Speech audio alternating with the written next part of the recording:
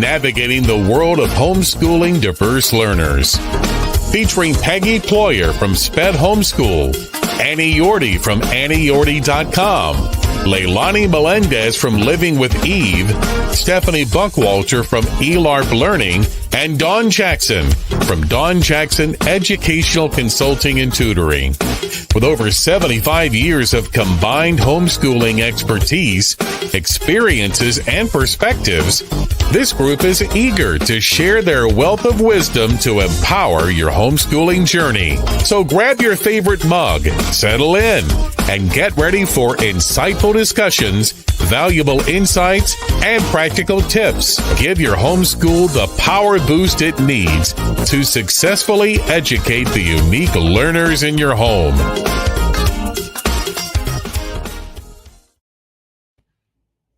Hi, everybody, and welcome to Empowering Homeschool Conversations. Today, we are going to talk about the top approach. Let me start that over again. Today, we are going to talk about the top approach for homeschool success with struggling learners. And my guest today is Dawn Jackson with Dawn Jackson Consulting and Tutoring, and also one of the co-hosts here on Empowering Homeschool Conversations. So Dawn, I'm going to have you give a little intro of yourself before we get started, and just tell our audience a little more about you that maybe they don't know, which would be great. Thank you, Peggy. Such a joy to be here with you. I always enjoy it together. Essentially, after high school, I pretty much wanted to be a journalist. And I got a little job in a preschool, birth to 5 years old, with kids with special needs.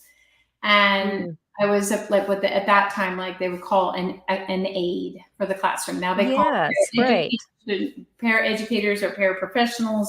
Mm-hmm. Then I was an aide. That was it. And I loved the job. So I changed my direction in college to go to early childhood education, which I absolutely loved as well. From there, I ended up teaching older kids in a regular school and then going full-time in special education. I did homeschool my own children as well and created some curriculum that was classically based. And you probably didn't know that. And I didn't. Sold that all. Learning new things all the time. Yeah, learned so much. And the well-trained mind, Susan Bauer, she actually critiqued that for me on her website. And when she did that, it just went gangbusters. So it was really a fun curriculum. My daughter loved history, so it was a historical timeline that was interactive. And so ended up going to the CHIA conventions and all that, and then meeting people from all over, and it was just amazing. So if anyone's listening, hello, it's me, and you really blessed me. But people would come up and hug me and cry and just go, I love this so much. My child loves it. And I don't know. I didn't know you could be famous over creating some curriculum, but in the homeschool community, you can. Like 1 minute of fame. And so let's see what else. And then since then, I do own a little private school that specifically helps families with the administrative side of things, with helping find the curriculum. Kind of that umbrella school. Basically. Yeah. Mm-hmm. And so we offer support on many different levels. But yeah, it's a lot of fun. So that's good. And I'm still a teacher. I'm now a teacher regular because I have to pay the mortgage. So and I'm learning so many new things. Like life has changed significantly. I haven't been in a regular teaching job for many years. And it's the face of that has changed significantly. And I don't know if we'll get into any of that, but it's very different. And I think that's why a lot of people are moving to homeschooling. I know probably a lot of our listeners have just delved into homeschooling this year and are going, what am I doing? And so we're going to really walk you through how you can really figure out success for your student, especially if they struggled in school and you're like coming home and going, I've never taught. I have no idea what I'm doing. Don't worry. I came into homeschooling that way. When I homeschooled for 19 years, my kids somehow survived me and we all learned together. But but there are some ways that you can really set yourself up for success. And that's what we're going to talk about today. And Dawn has a perfect background to help you lead through that. So, yeah, I just appreciate you, Dawn, and I'm so excited that you pour into our community in the mix of everything else that you're doing. It's wonderful. So, yeah, I'm happy to be here, and it's been such a blessing to meet some of the families and share some tidbits. Everyone is so. I mean, the team in general is amazing. So yeah, I'm always absolutely. I agree. So I'm going to take this title and take it backwards. So a lot of times parents go, well, I don't think I have a struggling learner. My child just, has trouble reading, or, maybe it takes a little bit longer with math, or so how do we describe a struggling learner so that people that are listening are going, is this for me? Is this discussion something that's worth my hour of time? Or is this just not my child? So let's unpack that first, just to make sure parents understand that we're going to be speaking towards them and their homeschooling. Yeah. So defining a struggling learner, I think, is challenging because every child is unique and different, right? Absolutely. And their history is unique and different. So you may have had a child that didn't get through first grade because they were out ill a lot. They had COVID or whatever was happening in the world, and they didn't get that constant input of education. That's one. Right. So you have to take those things into consideration. You may have had just a couple of years where we're just kind of doing the unschooling method. And then now they're in third grade and all their third grade buddies are reading at this level and they're doing math at this level. And you're talking to the moms and it's like, oh, we're in algebra and they're only in third grade. Well, you can't do that. You have to look at your child's history, their learning experiences. If you had more of a relaxed approach initially where we want to be out in nature. We want to, I actually work with a family like that. I'm amazed. I was worried a little bit at times. The girl is evolving into her own beautiful gift. And I had to take a step back because mom was like, I don't want to push like that. I don't, and I tend to do that a little. I do a balance of both, but just watching her naturally gravitate towards her giftedness and her strengths. It's just been amazing. So if you're that parent that teaches like that, but at the same time you're going, he's not or she's not remembering the vowel sounds, and we just studied those yesterday, or the short A sound. Right. Just those aha moments that you sometimes get, even if you're not trained as a teacher. You just as a parent instinctively know. Exactly. And if you're saying, wait a minute, we've been counting to 10 for 3 weeks and he's still not getting it. Okay, so that's a red flag. That's a different story. So at that point, you have to, I wouldn't get worried or panic because we've taught kids learn differently. So maybe you're teaching them with just an auditory approach, but they're really a kinesthetic learner. So I would say, get outside with the big chalk and do the vowel sounds, get some sand on a tray where they're tracing their name, and give them that tactile feedback in their learning and fill in those pieces. Or maybe they're a real visual learner. So they're just not connecting with what you're trying to teach them. And I think that's probably a really good baseline of saying, you have a struggling learner if you just feel like you're talking to the wall,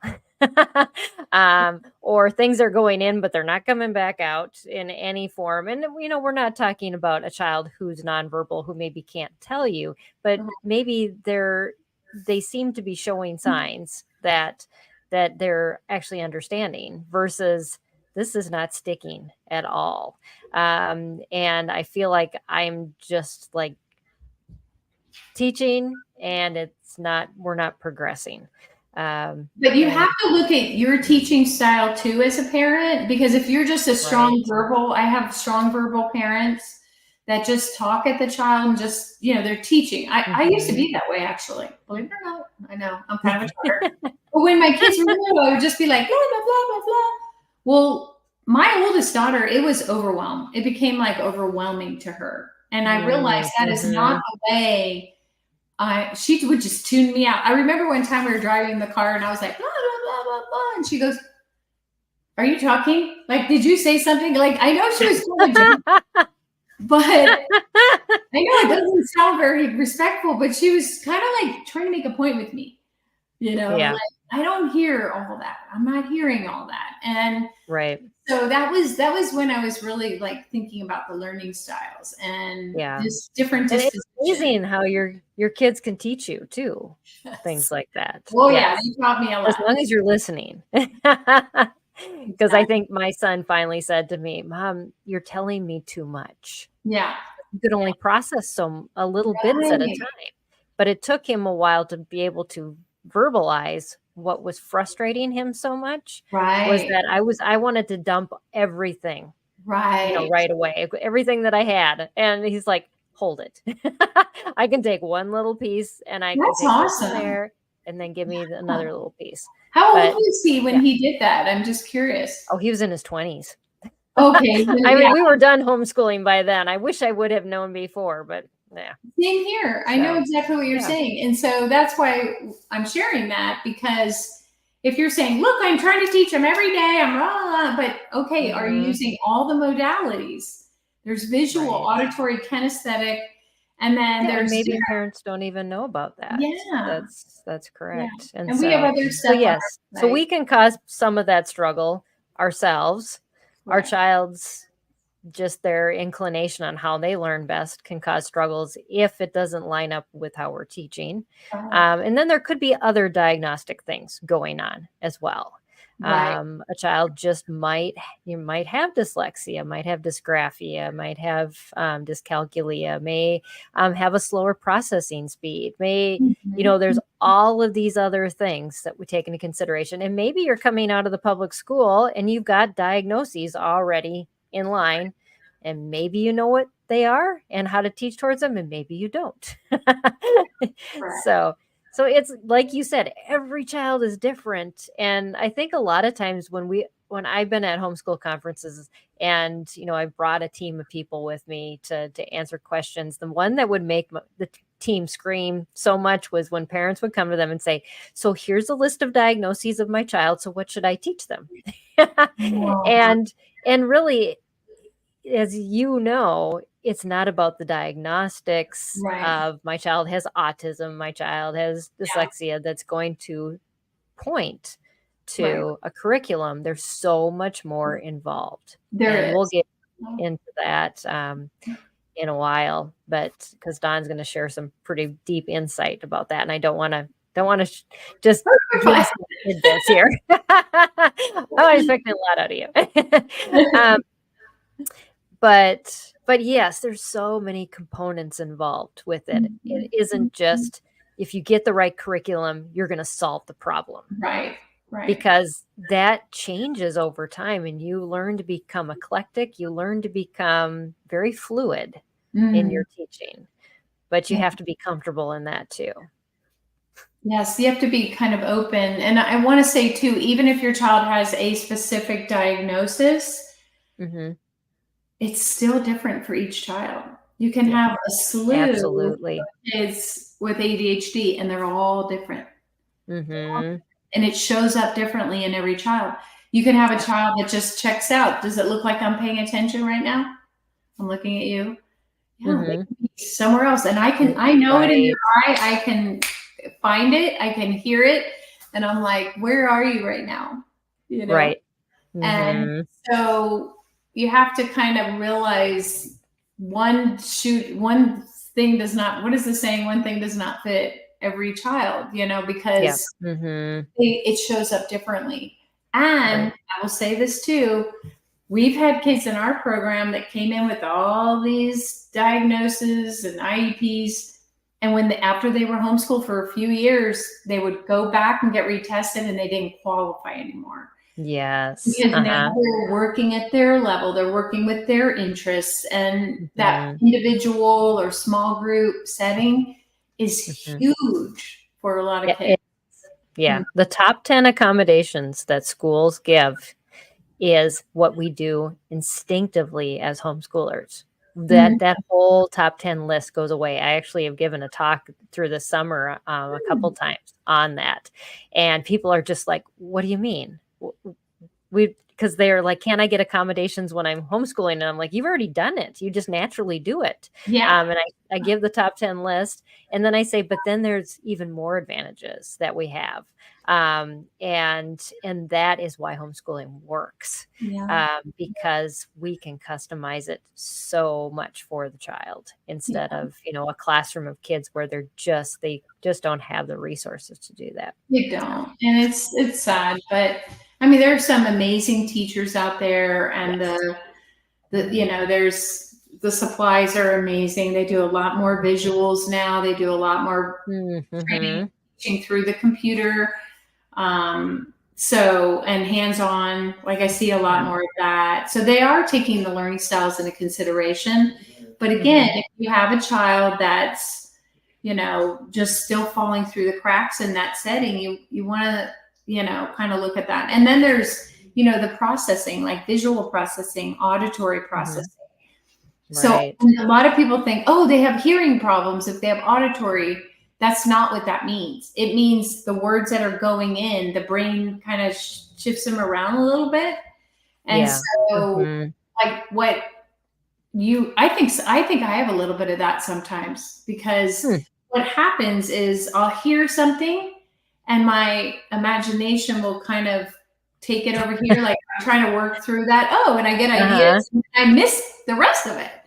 Right? Oh, yeah. I'm already over here with an idea about that. Ooh, I've got an idea. And then if there was more, then I have to say, oh, well, what did you say? So, I'm aware of that. Right. And so when I'm in a situation where I have to learn maybe a training or something, then I have to be vigilant about staying focused. Don't just jot it down, Right. And I've seen that. And I've actually, one of the women on that does kind of consulting behind the scenes at SPED Homeschool for some of our clients that we work with. She's a diagnostician, and she said it is so hard to test homeschoolers because kids who do have an official diagnoses that would be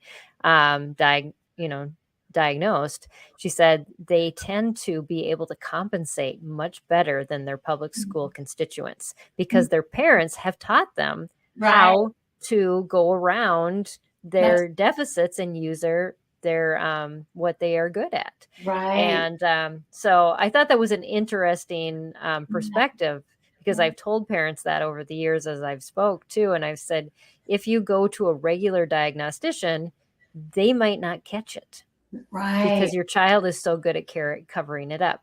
So, we often see our kids as, oh, but they're so bright, or they can do this. And then there's that one thing. And sometimes I did this was, well, they're just lazy because they're doing so good in all these other things. So why aren't they applying themselves in this one thing? And that's a hard thing to deal with too, because you're like, oh, but they really are struggling. That's something we talked about on one of the podcasts with ADHD in girls, because girls tend to compensate for, they're quiet if they do get labeled or diagnosed with ADHD, which you guys know how I feel about that. But if there's this hidden, they hide it because they are usually very, look very attentive. They're very nice. They're following all the rules. So they get overlooked until some other points, often not until like 5th or 6th grade, which now they've lost a lot of support, maybe that they could have benefited from earlier. But it was, the teachers just kept, this is a nice kid. Let's just pass them through. Squeaky wheels get the oil. Let's face it. But the nice, quiet, inattentive ADHD girl that's just living in her little mind and getting through the day, oftentimes get overlooked. And then when 6th grade comes and now you have to have really good organizational skills, study skills, keeping notes, and they can't because it's overwhelming. Then it starts to go, everybody's like, oh, what's going on with this child, So. Right. Yeah. So there's a wide range that we would say is struggling learners. And so as a parent, just realize if your child is not keeping up with what they should be keeping up with, then it should just be a red flag to say, you know what, we're kind of struggling here. You don't have to label them, but we're just struggling here. And so now, how do we reach homeschool success? And so how do we label success? That I'd love to have a little discussion about that. So what is success? Well, you and I were talking about that, like what you thought it was, and I thought you had a good answer. I think one thing you have to really be careful of is comparing your child with another child in your home or a friend's child. Because if you start, matter of fact, I was talking to a little boy today and he goes, my handwriting's terrible. Look at her handwriting. He was a 6th grader. And I said, that's her handwriting. Your handwriting is special for you. And I don't know how I said it to him, but somehow I said, we each have, a unique way of expressing ourselves. And then he just started writing, like he let it go. And because, that's what we naturally do, even amongst ourselves as grownups. Yes, absolutely. Yes. So I think being careful that you again go to, who is this child? What's his story? If he hates math or he hates writing, he just hates handwriting, how can I make this fun? Like even young children, I'll use watercolor and paintbrushes and just teach them to make their shapes of their letters and stuff with that. Like say you want to teach cursive or you want to just teach the direction of letters. I do it with painting. Like you would teach Japanese painting, watercolor, right? With a very delicate brush. It's using different strategies instead of take that pencil. Maybe they need a fat pencil. I have a 5-year-old boy who only likes to write with a big fat Sharpie. And I'm like, oh, it's the grip. It's the grip. Yeah. Size of the pencil. He doesn't like the smaller, but he always wants that big fat marker. And otherwise forget it. Right. And so those things matter. Am I giving my child the grip that they need? Am I giving them a bigger pencil? So making accommodations kind of along the way also could change some of that. But I think I think it ends up being like the end goal. What is your end goal? And are the accommodations getting them to the end goal? Is the end goal that they hold a pencil or that they always write with a pencil, or maybe they can write with other things, but are they writing? Is that your goal? Or, maybe they need to dictate a story to you because that's going to get the creativity out that your actual goal is about. And if that writing piece is slowing them down and frustrating them and they're hitting the ceiling, I would never make a child do that. I would have them like speak into a microphone, into a tape, or videotape them doing that. And I know like we have that freedom in a private school where what does that look like for that child? What do they want to make? What do they want to do to show what they've learned about? It doesn't always have to be the standard way. It could be acting out in a play or telling a story. But I love that parents can dictate. I mean, parents can write while the child dictates what they want to say. And oftentimes if it's like a 2nd grader or 3rd grader, I'll skip a space and then they can copy. So it's called copy work. Oh, yes. So I write it, how it should look. I make, have them watch me model it, and then they copy it right underneath to look like that. And so now they're learning through like the old way of learning art, how to be an artist. You would copy the masters. It's like I would look at that painting and go, okay, what did he do there? What color? How do I make that color? And I'm transferring that. Right. Yeah, absolutely. It's like we just kind of expect kids to have all of these different skills that are required. And these are complex things. When you want a child to be able to read, to process, to comprehend, or to come up with a story, write it down, and in a format that is legible. A lot of times that is a very cultivated process, and it takes a long time and a lot of different skills that are combined together. And so success is, and I love that some of the states, now not all states with their homeschool laws, some of them say your child has to take a standardized test to show that they're at whatever level.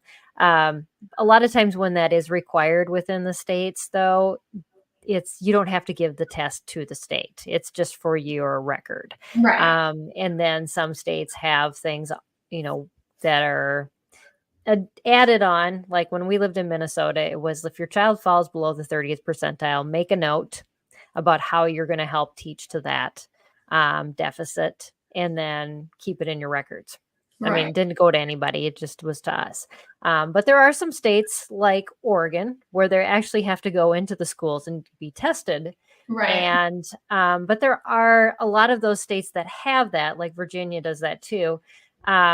If a child can't do that, they can show their portfolio. And all that those states require is that you show progress. Right. And so really, if it comes down to, bottom line, what is success is that your child is advancing on a yearly basis. And that could be in a variety of different things. It doesn't have to be purely academic. What are your goals for them? Right. And what are their goals? What are their goals? I ask them that a lot. Like, I was talking to a 5th grader the other day, and I said, I work with her on her written expression. And I said, well, how much do you like writing? And she goes, not very much. And I said, well, like on a scale of 1 to 10, how much do you like it? She goes, I don't know, like a 5. And I said, okay, so about 50% you like it. Now, if I just showed up with you 50% to work with you, would that be okay with you? Because I don't want to work with you 100%, give you 100% for me if you're not 100% interested. And she kind of was contemplating that. I said, but if I could promise you that I could teach you a way to learn how to write that's kind of fun and different, what would you give me? And she goes, I would give you like 90. Okay, we bumped it up a little. And I'm like, okay. So my idea of success for a child, if you can do this as a parent, you're successful and they will be successful. If you can instill a love of learning in your child, lifelong learning, I love that word. I've always loved that word. A love for learning, that if you step away, they're over there learning about learning, and they're learning how to read. Yeah, I mean, that's what we are made. I was listening to this really amazing book. It's a book on tape that I'm listening to, and he was talking about this internal thing that we have within us for home. We have this thing for home, right? Like even when we're little, we're always drawn to home. We're everything, like in so many ways, and there's something in us that God put in us to draw us to home. And I think has something to do with that natural curiosity in us, and that intrinsic motivation to learn. I mean, why do babies get up and want to walk? You see them rocking, they just want to walk. They're right. Where does that come from? And everything that we're doing, we're going forward. We're going forward in life. And like I'm in the second half of my life. My kids are grown, but it's like, okay, what does the second half of life look like? Well, the second half, I've learned so many things from the first. Now in the second, I get to give those gifts and share those gifts with others. Right. But inside of me, in the deepest part of me, I'm longing for home, which is to 1, know God, and 2, to know God in me and myself in God. And that to me is home. And so I feel like if you give your child that natural desire, I don't care what the disability is, I don't care what the struggle is, if you play with them and you interact with them in such a way, I don't care if you're out in the mud and the rain, scooping up the dirt in a bucket, you keep that curiosity alive. Yes. I think that's what we were born with. And if we do that, we will always want to go home. It will lead us. If you squelch curiosity in a child, and it's not you as a parent, but if the world does somehow, they don't question. They're not curious. They're not curious about who they are or who is their creator. Who is this one that made me and why did he make me? And so I think that to me is like the thing I've always wanted in every child as a special education teacher. If I can just get this child to come back with their curiosity because it was smushed in this feeling, I'm just stupid. I can't learn. And I tell kids all the time, you can learn. If we teach you the way you learn, if your teachers would teach you the way you learn, you will be learning and you will learn. It's not you, it's how we're getting that information to you. And so I don't know. That's my definition. It's always been the thing that's driven me the most in my work. If I can get kids just pique their interest. That's why I love learning styles. I love learning about the personalities and how they were created and born. Like what were you born with, Peggy, that you want to fly in the air with scars, you know? I mean, you know? Do you know what I mean? I know. And you continue to figure yourself out and how God, made you so unique. And we tend to want to put our kids in these categories or these boxes because it's easy. It's easy to say, well, let's just get you to average. And, that was the things that made me cringe the most when parents would call when I was a consultant and say, help me just get my child caught up. I'm like, caught up to who? Yeah. This is your unique child, and you just want to make them average. This is not the goal. So success is really to help that child figure out what they were made for and prepare them for that. And it doesn't mean that they were prepared for a job. It doesn't mean, and I think that took me so long because it was so ingrained in me when I was growing up. We are made to walk alongside Jesus. That's what we're made for. Yes. And so we just need to be able to tune into that and also to be open to where he calls. Yeah. And so that is the most important thing, being successful as a parent and for your child. And now they're saying that kids are going to have 7 careers. The ones that are graduating right now are going to have 7 careers in their lifetime. You want to make sure they can learn because they need to reinvent themselves. They need to figure out what gifts they have so that they can go into the next marketplace, taking the skills they had from the previous one, reinventing themselves and putting themselves out again. And that is definitely like a type of resilience and flexibility, like you said, with the creativity and the openness. Like maybe, there are those few that will just grow up, they'll have one job all their life, 30 years, There are some. Yes. Yeah, that's amazing.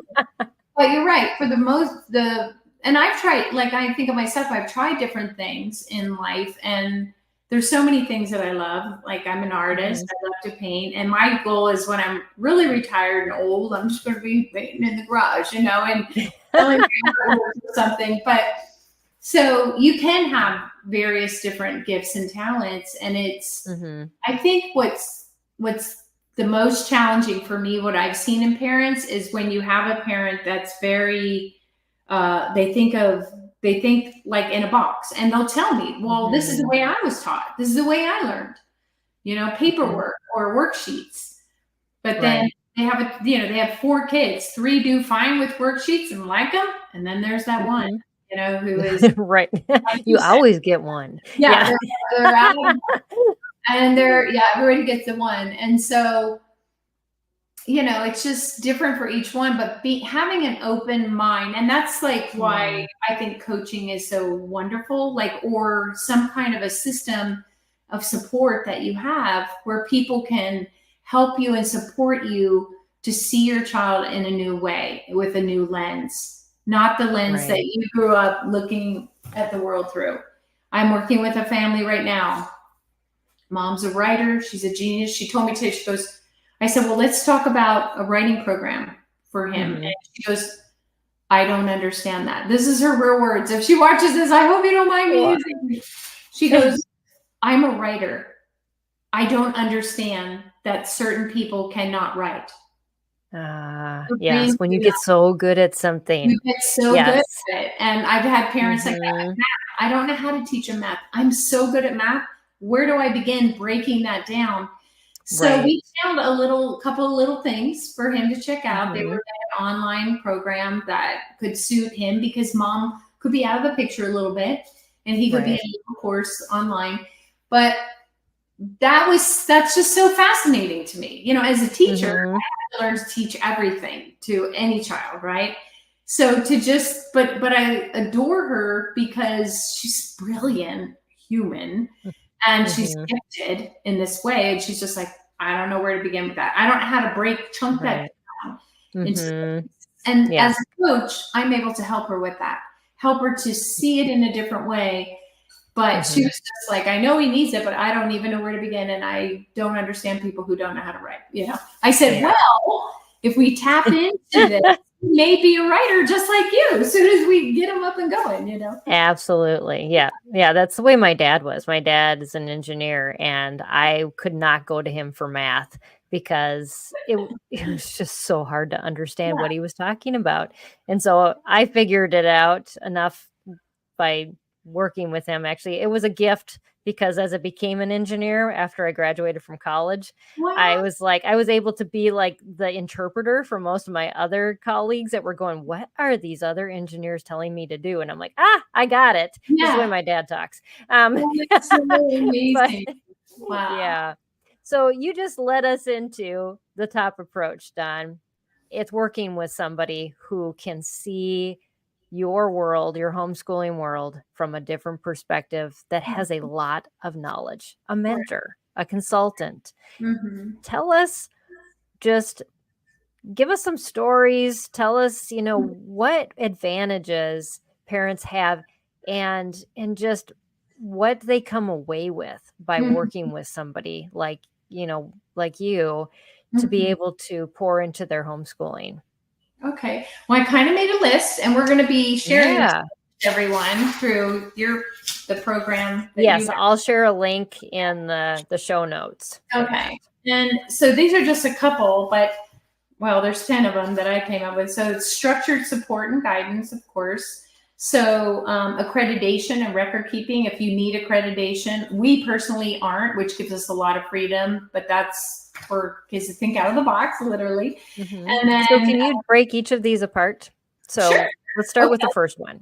Okay, so structured support and guidance, it helps families to navigate the complexities of homeschooling, like with curriculum or classes or understanding how does my child kind of learn. Setting up a schedule almost, or helping them to walk through their schedule. How is this going to work? And that's one of the families that I'm working with right now. That's what we did, and it was like a key was turned in this child's brain.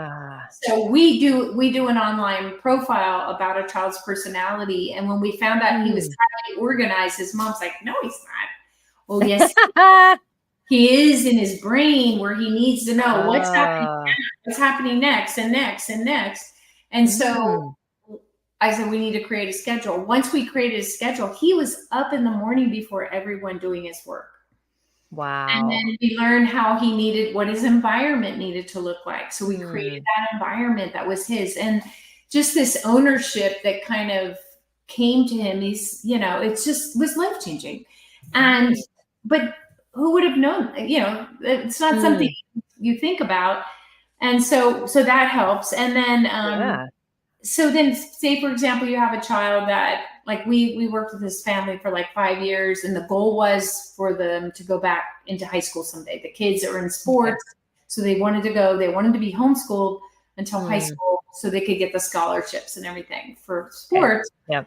So we kept them on more of a strict standard-based curriculum for their state. versus a lot of flexibility. More, you could do more personalized learning if it's more private. So, right. Yeah. And you weren't planning to go back in that track. Yeah. I think the greatest thing for a lot of parents is the record keeping part, when you have somebody creating your semester plan and it's all checked out. We also talk to the students. I don't know how other schools do it, but we talk to them, what kind of a grade do you want to get for this math class? Well, math's not my favorite, but I think I can get a B. So then you break down with them what a B actually looks like. If they want an A, you have to go further, do extracurricular project or something. So just having conversations and being really clear about the goals. Sometimes it's hard for parents to do that with their child, because the child's like, I don't need to homeschool me. But when you bring in another outside person, kind of represents some authority and some, like, this is serious. I texted one of my students today, how's it going? Did you start on Monday? It was just like a pop-in text message to him. Just, we're not scheduled to meet yet, but did you get started? Yeah, I got started. Okay, send me a list of everything you're starting. So it's that other person. Right. Yeah. And also too, a lot of people buy box curriculums because they want the schedule. They want the to-do list. And a lot of times that box curriculum does not work for struggling students because it needs to be customized. And so this is a way to get that to-do list with a more eclectic approach, is by working with a consultant, because it's a win-win on both sides. You get to use curriculum that's going to fit your child, and you get the list of what you need to do. And if you did buy that $1,000 curriculum, which I've done before, don't worry, because we can adjust it. Once we understand $1,000, we can supplement it into make it work. And I think, like I've said before, like, we're like curriculum, geeks. We love everything. What's out there, what works, what doesn't for certain things. I'm learning, but I'm always curious about, let's find that for this child, and so then we go and we hunt it out and find it. Yeah. And you know what to look for too, versus a parent. And I can't tell you how many parents I have spoke to over the years. They're like, well, I bought this curriculum and now it's sitting on the shelf. And then I bought this curriculum and it's sitting on the shelf. In the long run, you're going to save a lot of money. Just saying, I need an expert. Tell me what I need. And then it's going to work from the beginning. Yeah. And I also want to say, I know a lot of families, they'll sign up with charter schools, and I'm not against charter schools, but parents are told, we're personalized and we customize. No, they don't. I work for charter schools. They say that, but they don't. And you really are still under a lot of pressure to keep the standards of that state. Like, I know in California. Absolutely. Because that's how they're funded.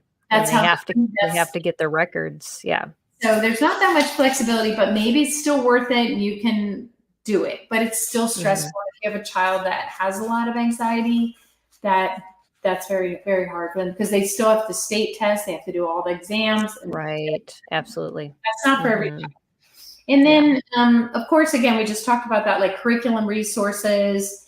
We offer that range of curriculum and different choices without you having to go crazy. So I think that's a nice thing.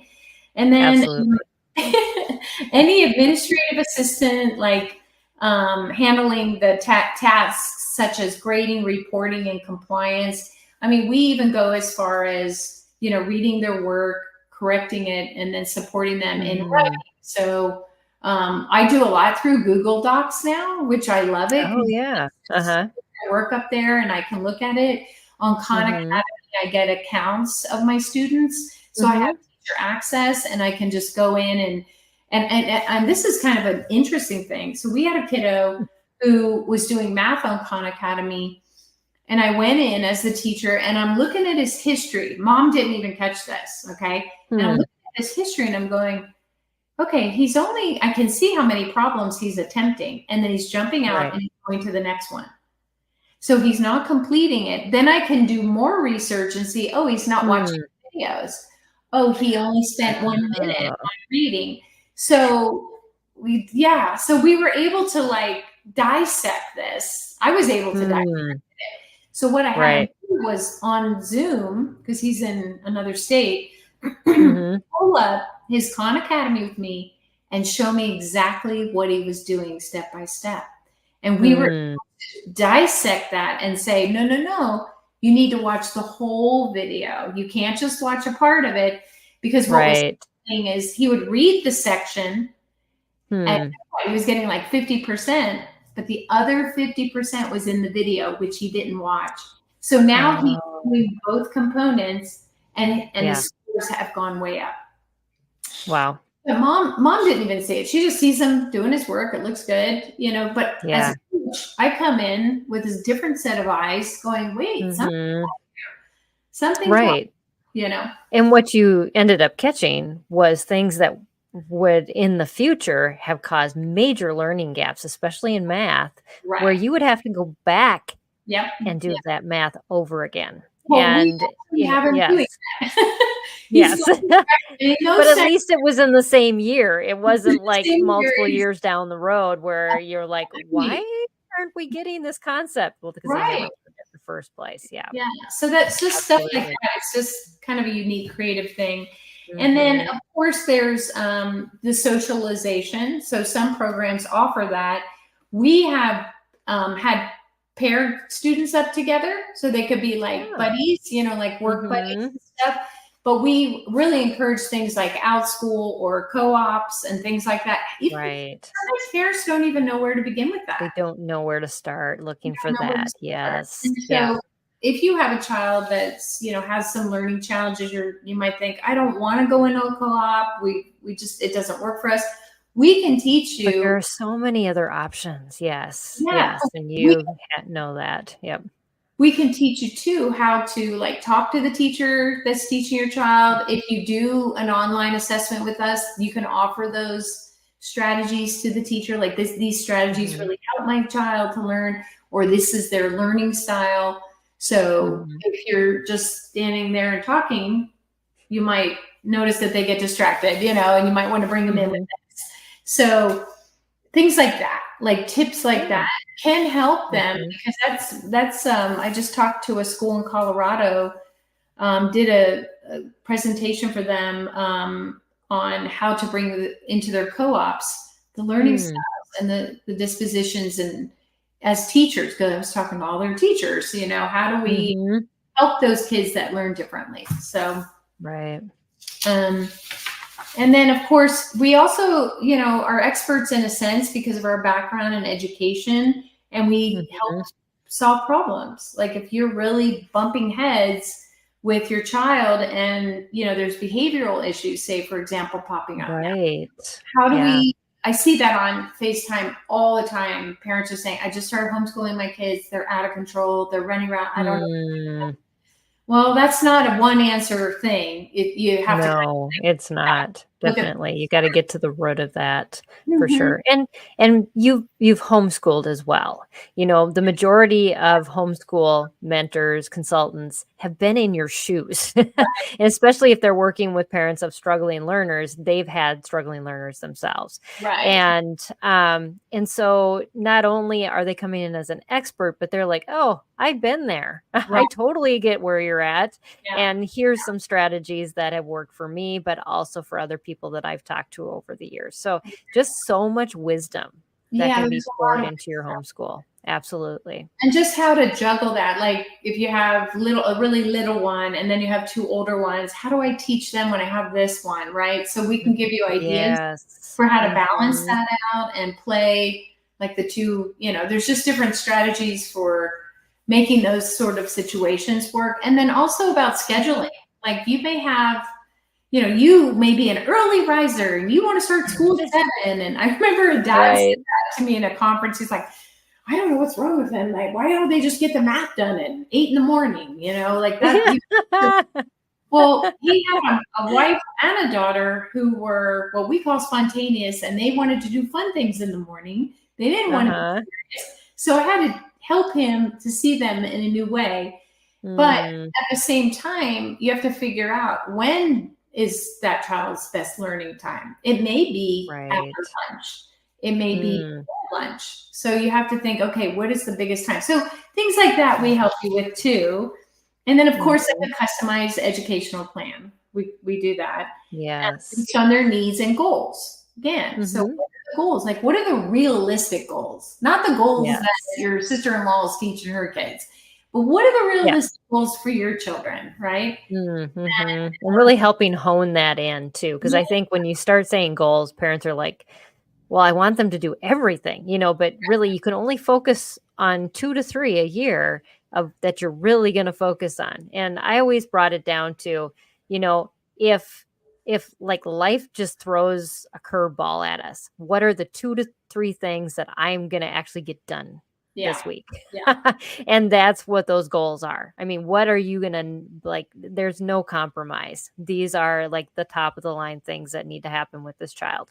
And so, because life happens, people get sick, and things get behind, but if you focus on those few things, you're going to feel like, yes, we accomplished something. And so, but have somebody to speak into your homeschooling that can really help you hone that down instead of going, everything needs to change. This child needs, because I can have laundry lists for each of my kids and myself.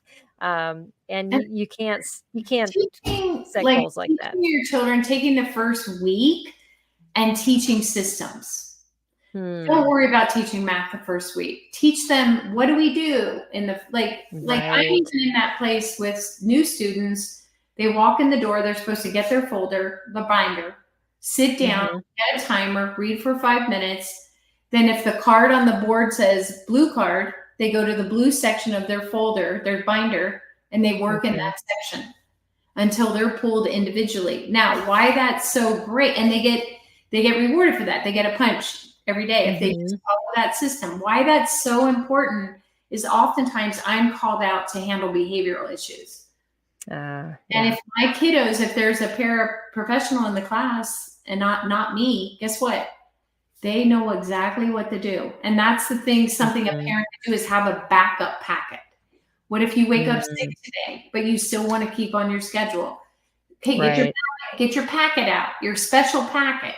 And mom has filled that packet with, a dry erase board, their little markers, their numbers to trace, or, some sheets or a book to read, and a timer. And now she can sit back and have her cold or take her, and those two are working on their packets today you take that in the car with you because we have to go see grandma who needs us. And so you're not wasting time. You're thinking intentionally about, like you said, those rainy days, because they will come. I promise you. They do. That baby won't. Yeah, probably, exactly. And you all night. And you got 2 crazy kids running around with nothing to do. So planning stuff like that. We help with that. And then there's a legal compliance, because each state has their own homeschooling laws. And so you don't just go onto Facebook and say, how do I legally homeschool? Because somebody from a different state is going to answer and it's not going to be right information. That's a really good point. I never thought of that. Gosh, I know. So, we have an affidavit and we're, allowed to do that and everything. There's the emotional and motivational support. I think this is a huge one because so many parents, I've had moms that just go, I don't want to homeschool my children. I've never dreamed of this, but I don't want them in the schools that we would be. And yet, so they're kind of like, they want the best for their child. They really care, but they're just like, it's an identity change for parents. And I don't think people realize just how emotionally hard that is to make that shift until you actually do it and go, who am I? Right. Why, you feel like sucked out of the trajectory you were headed on for your own self. Right. And now I'm devoting all this time to my kids. But as you and I both know, Dawn, it has changed our lives for the better. You know what? They were the best years of my life. I say that to say I still have pictures and frames with them. They have their hands in these big bowls with this gooey flour, and they're making something, and they're in their underwear, and they're all, look at us, And Yes. I mean, remember, I think I've shared this before, like we did a whole wall in our dining room that was a mural. And I had this big paper up there. So if we were studying the ocean, we just created the ocean on that wall. Wow. And it was just amazing. Like they would come in and go, that's a shark. And what do you know about a shark? At dinner time, we're talking about the mural. Oh yeah, exactly. Yep. School, and so they were just wonderful. I think and I mean, I never wanted to homeschool, and I still cherish those years because just the relationships I was able to have with my children who are now, just like yours, adults. Yeah. And yeah. And I think if you go back to what is my objective, what is the goal, like you said, what do I want for my family? Do I want to raise lifelong learners? Right? That, like I have grown adult children that love to read. I mean, how many grown my son was grabbing my Audible account tonight. He's like, how many credits you got? And so I love that. And another one that I think, that emotional piece is good. Someone just to hear your story, like I had a rough day, I don't know what to do. It gets like this, or he has a meltdown, like, support, because we have that right. And to let them know they're not alone too. Exactly. There's other people out there that you're working with, that you've worked with in the past. Been there, done that. This is not a unique story. It's what we need to hear for sure. Yeah, it's so whatever kind of support system you choose, and not everyone can afford like a private thing, but you have to find your team, your tribe, or whatever you want to call it. Right, exactly. Those people that can take your kids for an afternoon and you take theirs. I had a really close friend. She had 4, I had 3. That's like a softball team almost. And we always did art together. We did art history. Oh, yeah. That's how her and I, like our ideas created that curriculum with that history, and their kids loved it. It's great. The last one I wanted to share too was access to expertise and networking. So even sometimes, like with a parent today that was like, I don't even know where to begin with writing. I'm a great writer. I do this for a living. I was able to come in and give some ideas. Let's check out this. Let's check out this curriculum. Let's check out this. And just where do we go? How do we break that down for this child in the way that they learn? And so, that, advice that you may not have thought of. And the biggest thing is teaching parents. Sometimes parents need to see their child in a different light, not just this beautiful, fun, loving creature, but how do they really learn? How do I learn? How do I learn as a parent? And how do we learn the same, or how do we learn differently? So that's a lot of it.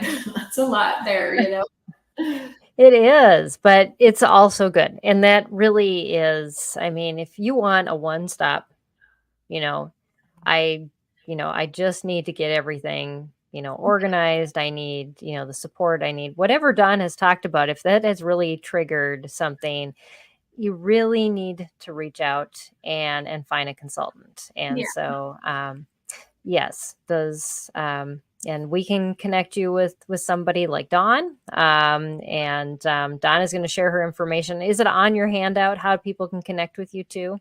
I can put it on there. I can get that. Yeah. Why don't you do that? And then people can, whoops, I'm hitting my microphone. So then people can connect with you as well. And also if you just want in and out, like consulting help here and there, on the SPED Homeschool website, we do have some groups that are run by consultants. So say you just have one question that you really need help with an expert like Dawn was talking about. We've got people on our website in those groups that will answer those questions. And it's not me because they give us better advice than I do. I did talk to a parent the other night. I know we're short for time, but her question was, I work from home, and how do I work with my child at the same time? That's becoming more and more of a question that parents are asking. And you know what? I have one of the consultants who is on there. And I know you too, you homeschooled single too, Yes. right? Yes. So you had to do that. And so Amy, who's on there too, she's remarried now, but she homeschooled as a single mom with very young children. Wow. And, they can give you advice on that too, and just how to make it work. Right. If you're called to homeschool, God will make a way. I think that's probably the best advice I can give you is, just trust. So. And his mercies are new every morning. Remember that. Absolutely. Yes, exactly. We don't do it perfect. We just do it, the best we can. And he fills in the rest. Well, thank you so much, Dawn. I appreciate you taking time and just for all your wisdom. This was an amazing conversation. Thank you. Thank you, Peggy. You too. I'm always blessed by your amazing information and wisdom too. Oh, thank you. So thank you for joining us on Empowering Homeschool Conversations. Like I said at the beginning, is we're starting a group that also will be on the SPED Homeschool website, and you'll see it linked into every video from now on. But if you want to ask questions ahead of time for our guests, you can see the upcoming events on their website. You can post those questions in the group. We'll also have our guests who are on the show coming in if they like to, and continue the conversation too, so you can keep using them as a resource. And so this will just be a place to have this ongoing conversation other than our once a week shows or podcasts, whatever you dive into. So now we are on YouTube. Our videos can be found on Facebook. Our podcasts basically can be found anywhere on whatever platform. And we just started a channel on GodTube. So Salem Media, who produces our podcast, has given us a channel on there too. So you'll catch some of the newest videos on there. And on our website, spedhomeschool.com, you'll also be able to, once these videos come out as the podcast, there is a one page you can go to where you can not only watch the video on YouTube, you can listen to the podcast, and you can get the transcript. So if you want all of those in one place, that's the place to go. And that you don't even have to be a member of the site to get access to all that. So we just want to give that to you, because I know some of you say that you've got, you have trouble hearing, or you want to take notes based on what we want to say. So we want to provide that for you. So. Great. So yeah, it's all coming together. I know it's taken me a long time. No, it's wonderful. But little by little. And on top of it, we have gotten some huge donations. You'll see some major donors on our website who are funding us the ability to start a consulting program through SPED Homeschool. And so we're actually hiring a full-time person, Chris Wynn, who will be starting next week with us. And so she is my alter ego. She is the very steady and so me being the crazy outgoing person, she's going to keep me in line. But we'll be starting out a whole new program since HSLDA actually discontinued their consulting services at the end of May. And it has been a huge loss in our community. And so Chris is actually coming from HSLDA as one of their consultants to now work for us at SPED Homeschool. So I'm going to have her on the show next week. And we're going to talk a little bit more about some ways that consultants can save you money. And so if you're budget conscious, we want to talk about that next week. So you'll want to stay tuned for that conversation. So, all right, Dawn. Well, I'm sure our group as a whole, the whole podcast team will be on sometime. I think we're going to record once a month probably. So you'll catch our crazy conversation probably coming up in the next month at least. So absolutely. Okay. All right. Well, thanks everybody for joining us. We'll see you next time here on Empowering Homeschool Conversations. God bless.